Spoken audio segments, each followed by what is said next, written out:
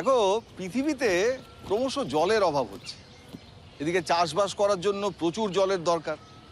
আবার এই বৃষ্টির খামখেয়ালিপনার জন্য মাঝে মাঝে আমাদের জলের অভাবে ভুগতে হয়। তাই আমাদের সেচ ব্যবস্থাকে উন্নত করতে হবে। যাদের ছোট জমি তাদের জন্য মাইক্রো ইরিগেশন সিস্টেমের ব্যবস্থা করতে হবে। সে তো অনেক খরচা। আরে না না, খরচা কোথায়? পশ্চিমবঙ্গ সরকারের সেচ বন্ধু প্রকল্প আছে তো। পাম্প সেট কিনতে গেলে আমাদের দিদির সরকার সাবসিডি দেবে, মানে ভর্তুকি। আর তার সাথে কারেন্টের কানেকশনও করে দেবে। তাতে কি হবে? বিদ্যুৎ চুরি অনেকটা কমে যাবে।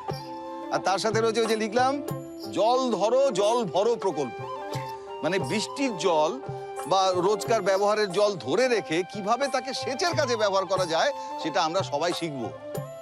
আর আছে বাংলার শস্য বীমা।